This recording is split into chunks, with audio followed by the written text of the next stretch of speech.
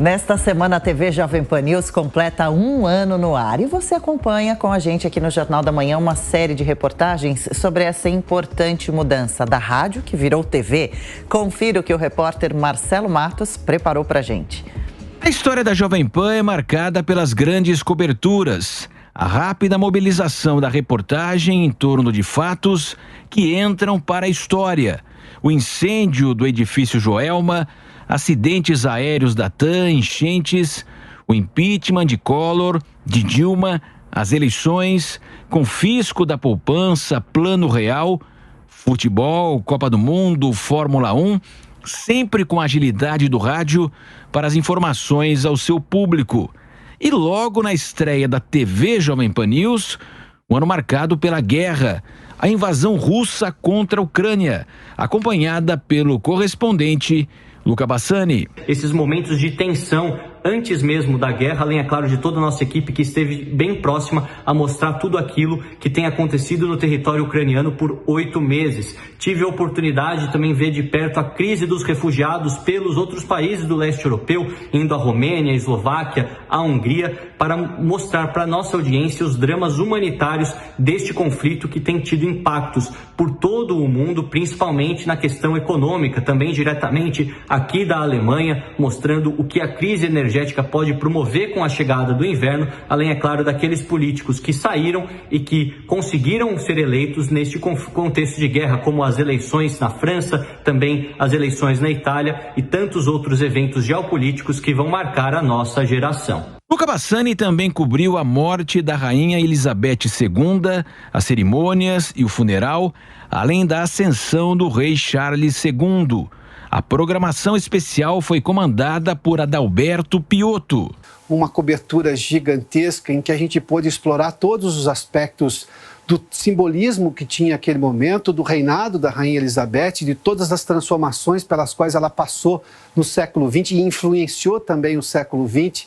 E aqui a gente pôde trazer muita gente numa cobertura muito extensa, de longas horas, mas o que não faltou foi justamente tema para ser discutido. Tamanho era, obviamente, o reinado da Rainha Elizabeth e a cobertura que nós pudemos fazer aqui com muitas opiniões e, claro, olhando para o passado, entendendo todo o presente que era aquele momento simbólico da morte da rainha, da mais longeva monarca do Reino Unido, da história do mundo, mas que a gente viu também, por outro aspecto, o quanto que ela tinha influenciado não só e mudado o ponto de vista dela em relação ao planeta, mas o quanto que ela tinha influenciado as gerações. Um fato importante não tem hora para acontecer, por isso que você precisa ter uma redação 24 horas por dia acompanhando tudo que acontece no Brasil e, evidentemente, no planeta. E diante de uma questão tão relevante, um acontecimento, por exemplo, como a guerra entre a Rússia e a Ucrânia, você desmobiliza a sua grade habitual e passa a debater aquele assunto com profundidade. A redação começa, então, a trabalhar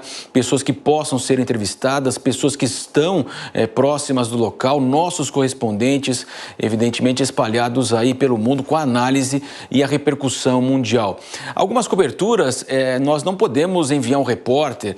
Quando acontece alguma coisa aqui muito próxima, numa afiliada, você desloca os repórteres rapidamente para o local, enquanto a redação dá o suporte para que você possa trazer a questão importante cada vez mais rápida, aquela resposta que o ouvinte quer esperar e quer acompanhar, evidentemente, aqui na Jovem Pan. Claro que também há coberturas esperadas, por exemplo, o segundo turno das eleições, então toda uma mobilização aqui dos profissionais para trazer todos os fatos que vão nortear esse segundo turno, por exemplo, no próximo domingo. A apresentadora do Jornal Jovem Pan, Lívia Zanolini, lembra da primeira cobertura especial da TV. A morte da cantora sertaneja Marília Mendonça. Eu não me lembro exatamente da hora em que a notícia foi confirmada, desde o momento em que o avião caiu, já foi aquele alvoroço na redação, mas a partir do momento que houve a confirmação, daí um jornal colou ao outro, a programação não parou, não tinha boa tarde, boa noite, era um jornalista, um âncora de um telejornal já passando para outro. Um trabalho que envolve toda a equipe e não tem hora para acabar, destaca o apresentador Daniel Caniato. Essa emissora conseguiu transpor o DNA do rádio, a rapidez do rádio para a televisão. Isso faz toda a diferença para os jornalistas que trabalham em coberturas especiais. Eu me lembro de algumas que fizeram toda a diferença, não somente para o canal, mas para os jornalistas, para os radialistas, os produtores que aqui trabalham. Na política, o comentarista José Maria Trindade acompanhou a Constituinte de 1988, o impeachment de Collor, de Dilma, diariamente faz a apuração dos bastidores do Congresso e analisa a repercussão em Brasília da chegada da TV Jovem Pan News. Esse primeiro ano da Jovem Pan foi realmente uma explosão. Eu nunca vi nada parecido.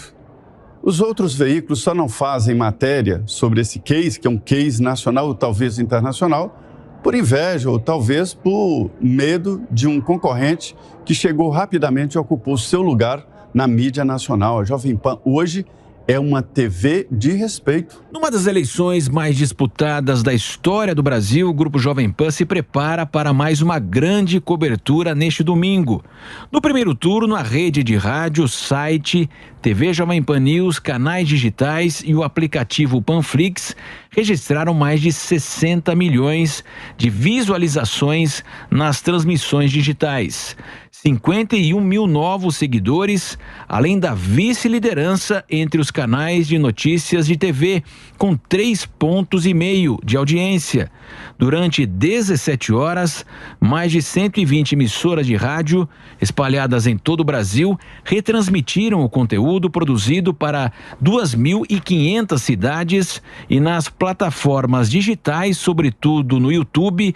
A Jovem Pan News chegou a registrar um pico com mais de 670 mil pessoas assistindo simultaneamente.